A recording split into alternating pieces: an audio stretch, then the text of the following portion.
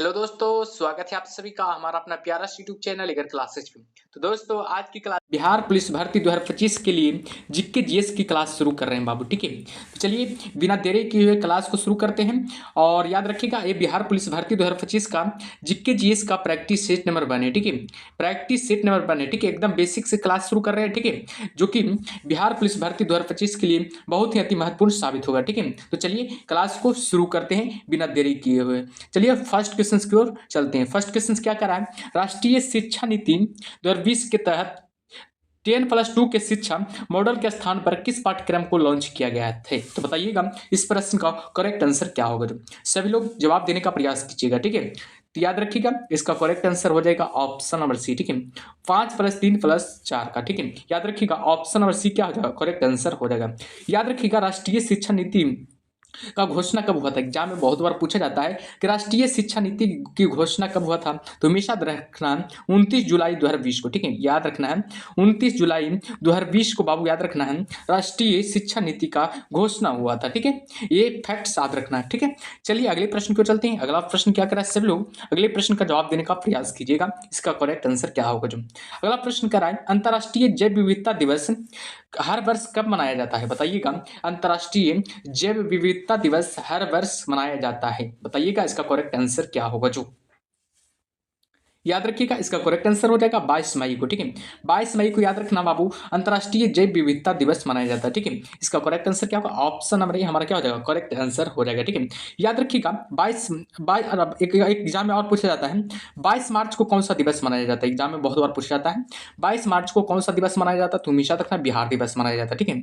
बिहार दिवस कब मनाया जाता है, तो हमेशा रखना है 22 मार्च को मनाया जाता है, ठीक है। 22 मार्च को बिहार दिवस मनाया जाता है, ठीक है। और याद रखिएगा मतलब 22 मार्च के एक और दिवस मनाया जाता है बाबू, ठीक है। याद रखना है विश्व जल दिवस। याद रखना है विश्व जल दिवस कब मनाया जाता है। एग्जाम में बहुत बार पूछा जाता है कि विश्व जल दिवस कब मनाया जाता है। एग्जाम में बहुत बार ये प्रश्न पूछा गया है बाबू, ठीक है। तो ये सब ध्यान दीजिएगा। विश्व जल दिवस कब मनाया जाता है, तो हमेशा रखना है 22 मार्च को ही विश्व जल दिवस मनाया जाता है, ठीक है। और याद रखिएगा 21 मार्च को कौन सा दिवस मनाया जाता है। बताइएगा आप लोग 21 मार्च को कौन सा दिवस मनाया जाता है। तो याद रखिएगा विश्व वानिकी दिवस, ठीक है। याद रखना है विश्व वानिकी दिवस कब मनाया जाता है। तो हमेशा रखना है विश्व वानिकी दिवस 21 मार्च को मनाया जाता है, ठीक है। विश्व वानिकी दिवस कब मनाया जाता है। तो हमेशा रखना 21 मार्च को मनाया जाता है, ठीक है। इस प्रश्नों पर ध्यान दीजिएगा, ठीक है। चलिए अगले प्रश्न क्या करा, सब लोग अगले प्रश्न का जवाब देने का प्रयास कीजिएगा। अगला प्रश्न का करेक्ट आंसर क्या होगा। जो अगला प्रश्न करा है कि निम्नलिखित में से प्रत्येक सरकार प्रकार के रक्त की बूंदे को 4 अलग अलग स्लाइडों पर रखा गया है, इनमें से कौन सा स्कंदित नहीं होती होगी। तो बताइएगा इस प्रश्न का करेक्ट आंसर क्या होगा। जो सभी लोग 3 नंबर प्रश्नों का जवाब देने का प्रयास कीजिएगा। इसका करेक्ट आंसर क्या होगा। जो बहुत ही इंपॉर्टेंट प्रश्न है बाबू, इस प्रश्नों पर ध्यान दीजिएगा, ठीक है। सभी बताइएगा इसका करेक्ट आंसर क्या होगा। जो याद रखिएगा इसका करेक्ट आंसर हो जाएगा ऑप्शन नंबर ए, ठीक है। याद रखिएगा रक्त सीरम हो जाएगा, ठीक है। रक्त सीरम हो जाएगा। ऑप्शन नंबर ए क्या हो जाएगा, करेक्ट आंसर हो जाएगा। जो भी ऑप्शन नंबर ए बता रहे हैं उनका करेक्ट आंसर है, ठीक है। याद रखिएगा रक्त के क्या है बाबू, याद रखना एक कैसा उत्तक है। तो याद रखना तरल संयोजक उत्तक माना जाता है। रक्त को तरल संयोजक उत्तक माना जाता है, ठीक है। रक्त को तरल संयोजक उत्तक माना जाता है। इस प्रश्नों पर ध्यान दीजिएगा, ठीक है। रक्त को तरल संयोजक उत्तक माना जाता है, ठीक है। चलिए अगले प्रश्न को चलते हैं। अगला प्रश्न क्या करा, सब लोग अगले प्रश्न का जवाब देने का प्रयास कीजिएगा। अगला प्रश्न क्या करा, सूर्य की परिक्रमा के दौरान पृथ्वी सूर्य से न्यूनतम दूरी पर होती है। बताइएगा मार्च महीने में कि जुलाई महीने में कि सितंबर महीने में कि जनवरी महीने में। तो सभी लोग इस प्रश्न का जवाब देने का प्रयास कीजिएगा। इसका करेक्ट आंसर क्या होगा। जो सभी लोग बताइएगा बाबू इसका करेक्ट आंसर क्या होगा। जो याद रखिएगा इसका करेक्ट आंसर हो जाएगा ऑप्शन नंबर डी, ठीक है। जनवरी महीने में। याद रखना जनवरी महीने में बाबू, याद रखना सूर्य की परिक्रमा के दौरान पृथ्वी सूर्य से न्यूनतम दूरी पर होती है। वो भी किस दिन, याद रखिएगा कौन किस जनवरी को, याद रखिएगा 3 जनवरी को, ठीक है।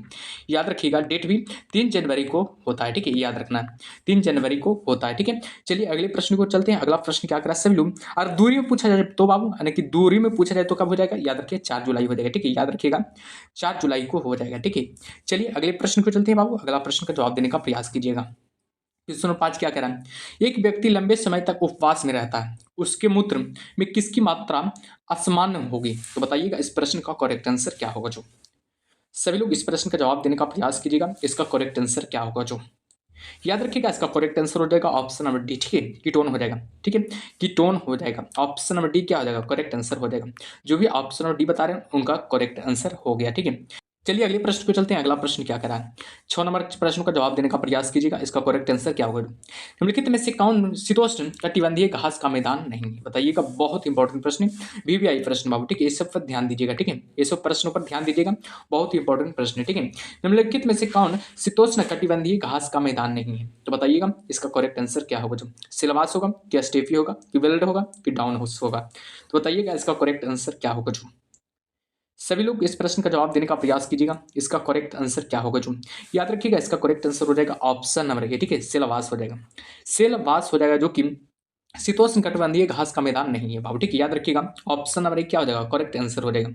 जो भी ऑप्शन नंबर ए बता रहे हैं बाबू, उनका करेक्ट आंसर है, याद रखिएगा, ठीक है। सिलवास कहाँ पाया जाता? तो हमेशा रखना है अमेजन बेसिन क्षेत्र में पाया जाता है, ठीक है। अमेजन बेसिन क्षेत्र में पाया जाता है, ठीक है। एग्जाम में पूछा जाए कि सिलवास कहाँ पाया जाता है, तो हमेशा रखना अमेजन बेसिन क्षेत्रों में पाया जाता है, ठीक है, याद रखिएगा। ऐसे प्रश्न बहुत ही इंपॉर्टेंट प्रश्न है, ठीक है। चलिए अगले प्रश्न को चलते हैं। अगला प्रश्न क्या करा, सब लोग अगले प्रश्न को जवाब देने का प्रयास कीजिएगा। अगला प्रश्न कह रहा है कि निम्नलिखित में से कौन सी दक्षिण अटलांटिक महासागर की शीतल धारा है? बताइएगा निम्नलिखित में से कौन सी दक्षिण अटलांटिक महासागर की शीतल धारा है? तो बताइएगा इस प्रश्न का करेक्ट आंसर क्या होगा? जो याद रखिएगा इसका करेक्ट आंसर हो जाएगा ऑप्शन नंबर बी बाबू, याद रखिएगा ऑप्शन नंबर बी हो जाएगा, ठीक है। वेनेजुएला धारा हो जाएगा, ठीक है, वेनेजुएला धारा हो जाएगा। ऑप्शन नंबर बी क्या हो जाएगा? करेक्ट आंसर हो जाएगा। जो भी ऑप्शन नंबर बी बता रहे हैं उनका करेक्ट आंसर है बाबू, ठीक है। एग्जाम में पूछा जाए कि वेनेजुएला किसकी शीतलता धारा है, तो याद रखना है दक्षिण अटलांटिक महासागर की, ठीक है। दक्षिण अटलांटिक महासागर की शीतलता धारा कौन है? तो याद रखिएगा वेनेजुएला धारा हो जाएगा, ठीक है। वेनेजुएला धारा हो जाएगा, ठीक है। याद रखिएगा अगुलहास की जलधारा किससे संबंधित है? तो याद रखिए गर्म है बाबू, ठीक है। याद रखिएगा हिंद महासागर से बाबू, ठीक है। हिंद महासागर की धारा माना जाता है, ठीक है, हिंद महासागर का, ठीक है, हिंद महासागर का हो जाएगा, ठीक है। और कैनरी धारा किससे संबंधित है? तो बताइएगा कैनरी धारा किससे संबंधित है? तो याद रखिएगा अटलांटिक महासागर से, ठीक है, अटलांटिक महासागर से हो जाएगा, ठीक है। और ब्राजील का धारा किससे संबंधित है? बहुत इंपॉर्टेंट प्रश्न है, बताइएगा ब्राजील का धारा किससे संबंधित है? आप लोग कमेंट बॉक्स में जवाब दीजिएगा, ठीक है। चलिए अगले प्रश्न को जवाब देने का प्रयास कीजिएगा सब लोग। अगला प्रश्न क्या करा? जो किस्तोनाट क्या करा है, निम्नलिखित में से कौन संसार की सबसे बड़ी पुतवाहक नहर है? बताइएगा निम्नलिखित में से कौन संसार की सबसे बड़ी पुतवाहक नहर है? तो बताइएगा इस प्रश्न का करेक्ट आंसर क्या होगा? जो सभी लोग इस प्रश्न का जवाब देने का प्रयास कीजिएगा। इसका करेक्ट आंसर क्या होगा? जो याद रखिएगा स्वेज नहर हो जाएगा, ठीक है। स्वेज नहर बाबू याद रखना है, स्वेज नहर को संसार की सबसे बड़ी पुतवाहक नहर माना जाता है, ठीक है। ऑप्शन नंबर डी क्या हो जाएगा? करेक्ट आंसर हो जाएगा। इस स्वेज नहर के बारे में थोड़ा जान लीजिएगा डिटेल में, ठीक है। स्वेज नहर का नहर बनकर कब तैयार हुआ था? तो हमेशा याद रखना है 1869 ईस्वी में, ठीक है। 1869 ईस्वी में बाबू याद रखना है स्वेज नहर क्या हुआ था? बनकर तैयार हुआ था, ठीक है। स्वेज नहर का राष्ट्रीयकरण कब हुआ था? एग्जाम में बहुत बार पूछा जाता है कि स्वेज नहर का राष्ट्रीयकरण कब हुआ था? तो याद रखना 1956 ईस्वी में, ठीक है। 1956 ईस्वी में इसका क्या हुआ था? राष्ट्रीयकरण हुआ था, ठीक है, याद रखिएगा।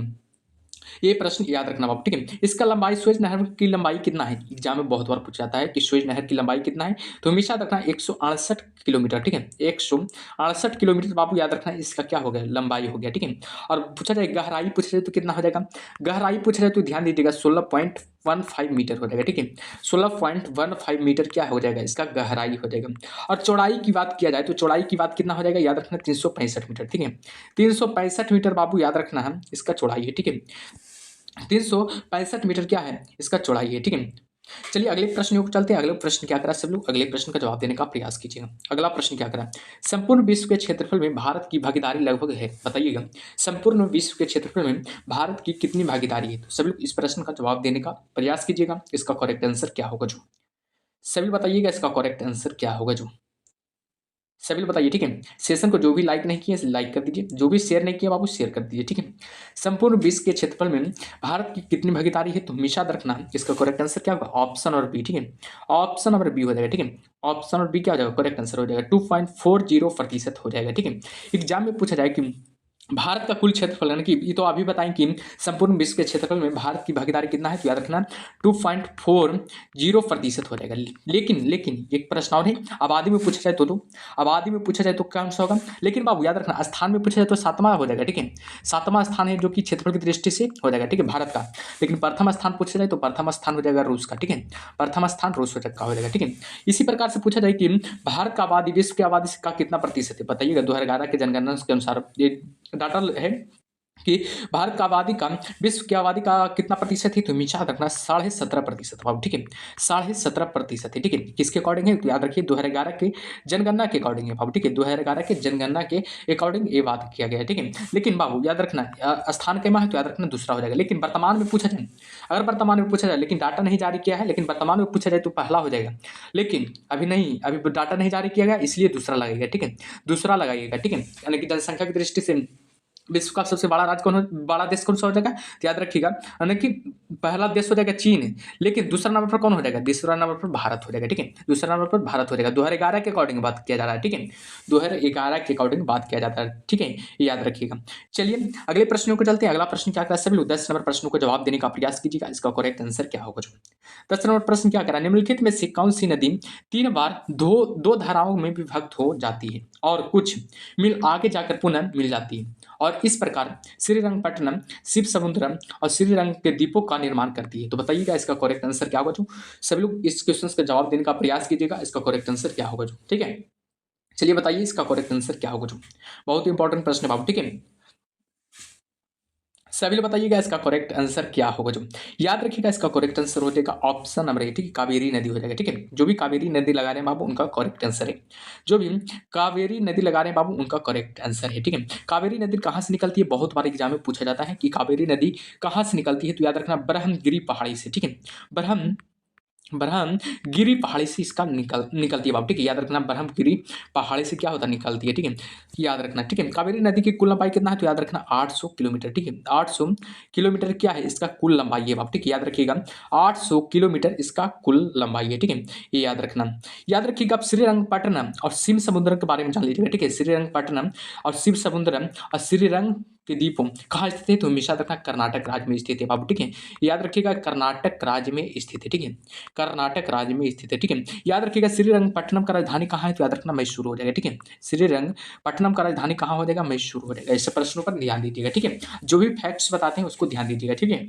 चलिए अगले प्रश्न को जवाब देने का प्रयास कीजिएगा। अगला प्रश्न क्या करा, किसने 11 क्या करा, किस प्रकार की मिट्टी अधिकतम पानी संयोजक रखती है, तो बताइएगा दोमट होगा कि बलुई होगा कि चिकनी होगा कि लाल होगा। तो सभी लोग इस प्रश्न का जवाब देने का प्रयास कीजिएगा। इसका करेक्ट आंसर क्या होगा। जो सेशन को जो भी लाइक नहीं किया लाइक कर दीजिए, जो भी शेयर नहीं किया बाबू शेयर कर दीजिए, ठीक है। और बताइएगा इसका करेक्ट आंसर क्या होगा। जो याद रखिएगा इसका करेक्ट आंसर हो जाएगा चिकनी हो जाएगा, ठीक है। ठीक चिकनी मिट्टी हो जाएगा, ठीक है। ऑप्शन नंबर सी क्या हो जाएगा, करेक्ट आंसर हो जाएगा। जो भी ऑप्शन नंबर सी बता रहे हैं उनका करेक्ट आंसर है, ठीक है। याद रखिएगा जो भी ऑप्शन नंबर सी बता रहे हैं बाबू उनका करेक्ट आंसर हो गया, ठीक है। याद रखिए मिट्टी का अध्ययन क्या कहलाता है, एग्जाम में बहुत बार पूछा जाता है बाबू, मिट्टी का अध्ययन क्या कहलाता है, एग्जाम में बहुत बार पूछा जाता है, ठीक है। तो बताइएगा मिट्टी का अध्ययन क्या कहा जाता है, पेडोलॉजी कहा जाता है, पेडोलॉजी कहा जाता है, ठीक है। पेडो मिट्टी का अध्ययन क्या कहा जाता है, ध्यान दीजिएगा पेडोलॉजी कहा जाता है, ठीक है। याद रखिएगा मिट्टी का अध्ययन पेडोलॉजी कहलाता है, ठीक है। और एग्जाम में पूछा जाए कि काली मिट्टी को क्या कहा जाता है, एक और नाम से आप रेगुर मिट्टी भी कहा जाता है, ठीक है। काली मिट्टी को क्या कहा जाता है, रेगुर मिट्टी कहा जाता है, ठीक है। काली मिट्टी को क्या कहा जाता है, रेगुर मिट्टी भी कहा जाता है, ये याद रखिएगा। चलिए अगले प्रश्न को चलते हैं बाबू। अगला प्रश्न क्या करा, सभी लोग अगले प्रश्न का जवाब देने का प्रयास कीजिएगा। क्वेश्चन 12 क्या करा, लहसुन में विशिष्ट गंध का कारण है, बताइएगा लहसुन में विशिष्ट गंध का कारण क्या है, सभी लोग बताइएगा। इस प्रश्न का करेक्ट आंसर क्या होगा। जो सभी लोग बताइएगा इसका करेक्ट आंसर क्या होगा। जो याद रखिएगा इसका करेक्ट आंसर हो जाएगा सल्फर औगिक बाबू, ठीक है। याद रखिएगा सल्फर औगिक हो जाएगा।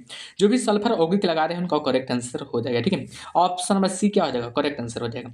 चलिए अगले प्रश्न को जवाब देने का प्रयास कीजिएगा सभी लोग। अगला प्रश्न क्या करा, स्टॉक फार्मिंग है, बताइएगा स्टॉक फार्मिंग क्या है, बताइएगा। एक प्रकार का क्या है, 2-3 फसलों का एक साथ उगाना है, कि पशुओं का प्रजनन है, कि फसल की अदला बदली है, कि उपयुक्त में से कोई नहीं। तो बताइएगा इस प्रश्न का करेक्ट आंसर क्या होगा। जो याद रखिएगा इसका करेक्ट आंसर हो जाएगा ऑप्शन नंबर बी, ठीक है। पशुओं का प्रजनन हो जाएगा। स्टॉक फार्मिंग क्या है, एक प्रकार का पशुओं का प्रजनन है बाबू, ठीक है। याद रखिएगा ऑप्शन नंबर बी क्या हो जाएगा, करेक्ट आंसर हो जाएगा।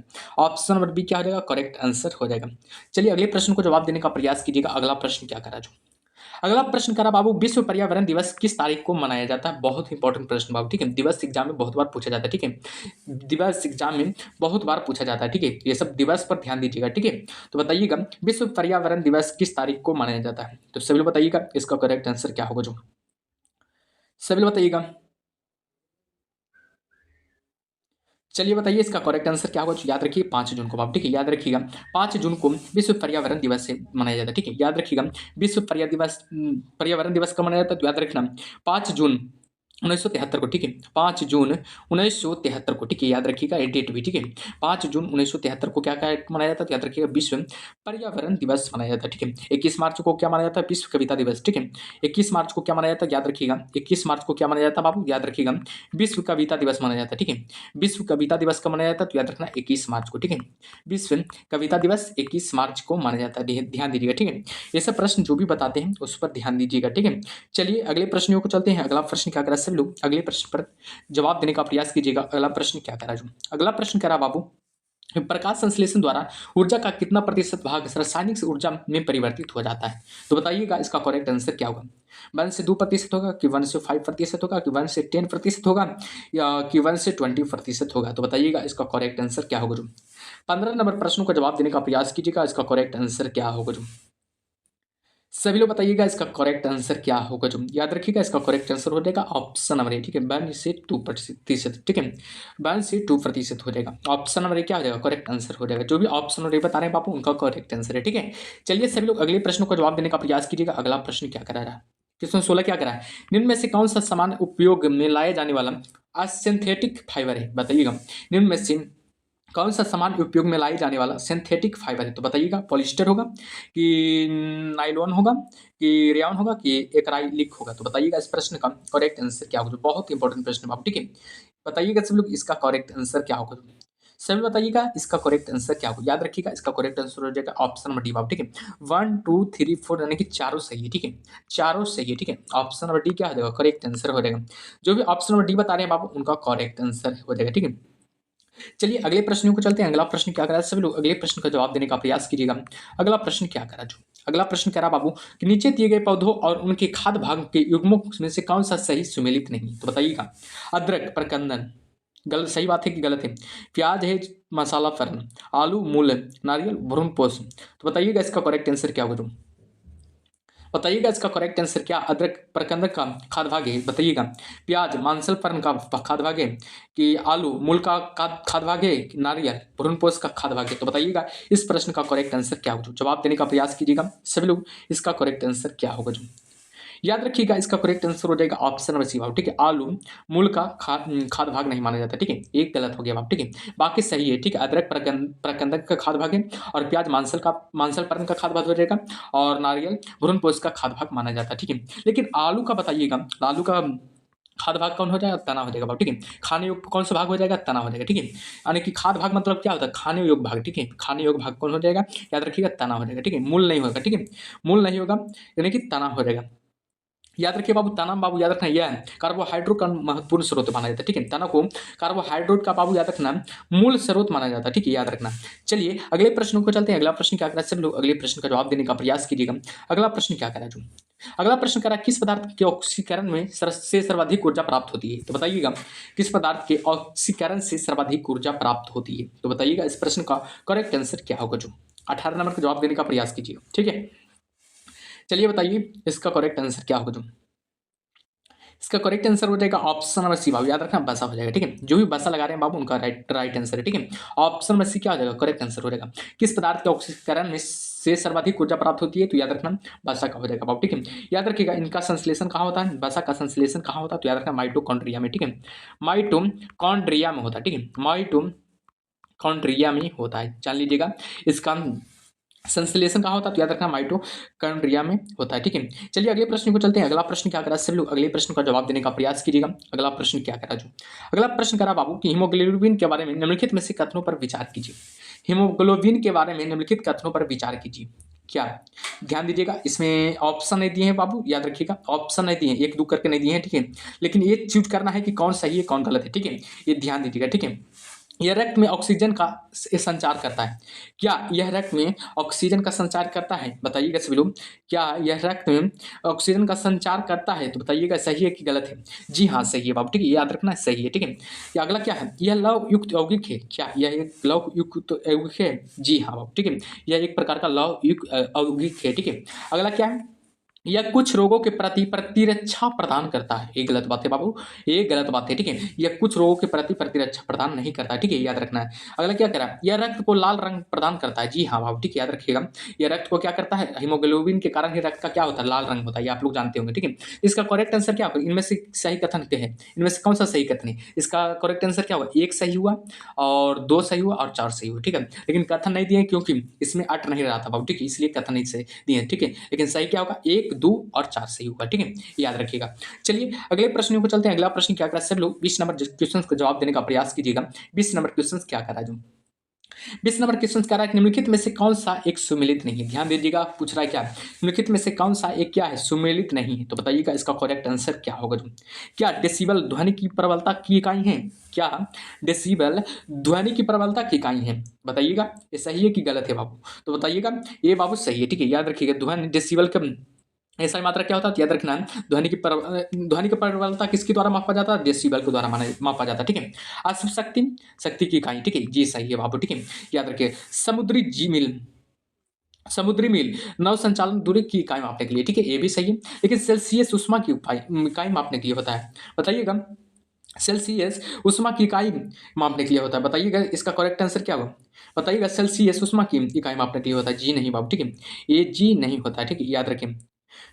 चलिए अगले प्रश्न को चलते हैं। अगला प्रश्न क्या करा, इसका करेक्ट आंसर क्या होगा, ऑप्शन नंबर डी हो जाएगा, ठीक है। चलिए अगले प्रश्न को जवाब देने का प्रयास कीजिएगा। अगला प्रश्न क्या करा है, किसने किस क्या करा, निम्नलिखित करा, निम्न में से कौन सा बल क्षयकारी बल है, बताइएगा। निम्नलिखित में से कौन सा बल है जो एक प्रकार का क्षयकारी बल है, तो बताइएगा गुरुत्वाकर्षण बल होगा, घर्षण बल होगा, स्थिर वैद्युत बल होगा कि चुंबकीय बल होगा।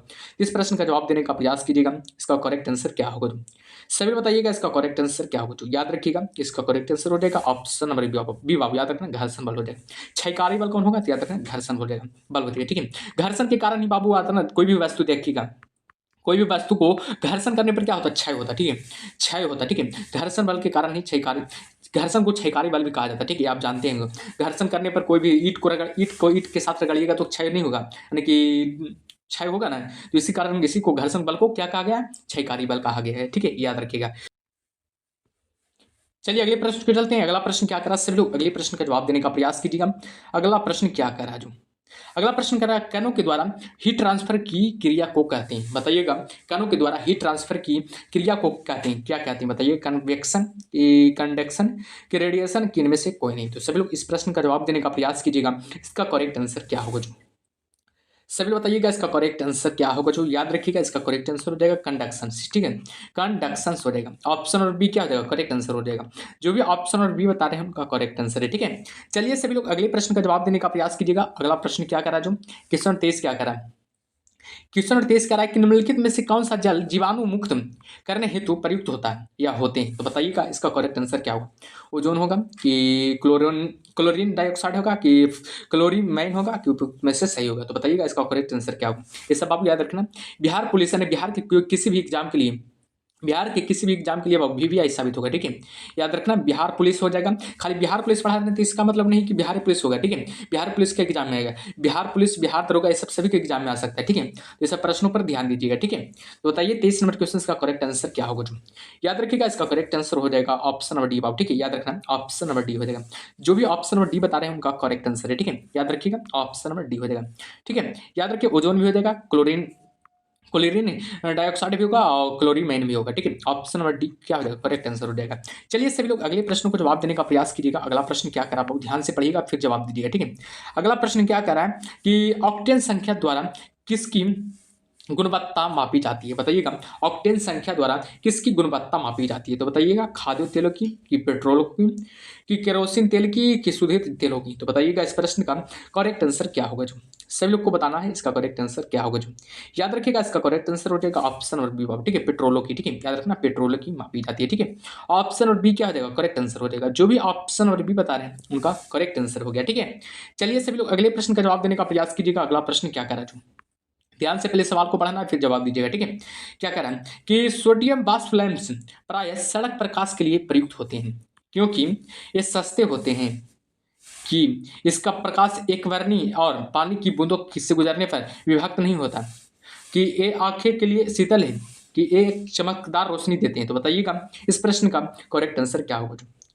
सभी लोग जवाब देने का प्रयास कीजिएगा बाबू, इसका करेक्ट आंसर क्या होगा जो याद रखिए इसका करेक्ट आंसर हो जाएगा ऑप्शन और बी। ठीक है, याद रखना है ऑप्शन और बी क्या हो जाएगा, करेक्ट आंसर हो जाएगा। इसका प्रकाश एक वर्णी और पानी की बूंदों से गुजरने पर विभक्त हो नहीं होता। ठीक है, ऑप्शन और बी क्या हो जाएगा, करेक्ट आंसर हो जाएगा। सोडियम के बारे में थोड़ा जान लीजिएगा, सोडियम के बारे में थोड़ा जान लीजिएगा। ठीक है, सोडियम एक क्या है, प्रकार है, याद रखें एक प्रकार का धातु है बाप। ठीक है, धातु में भी क्या है, याद रखना मुलायम धातु माना जाता है। ठीक है, सोडियम को एक प्रकार का मुलायम मुलायम धातु माना जाता है। ठीक है, याद रखिए। इसके बाबू सोडियम को ही एक प्रश्न बहुत बार पूछा जाता है कि एग्जाम में पूछा जाता है किस धातु को चाकू से काटा जा सकता है। एग्जाम में बहुत बार पूछा जाता है कि किस धातु को चाकू से काटा जा सकता है, तो हमेशा याद रखना है सोडियम को बाबू। ठीक है, सोडियम को याद रखना है, सोडियम को चाकू से क्या कर सकते हैं, काट सकते हैं। ठीक है, आप लोग जानते होंगे सोडियम को क्या करते हैं, चाकू से काट सकते हैं बाबू। ठीक है, याद रखिएगा।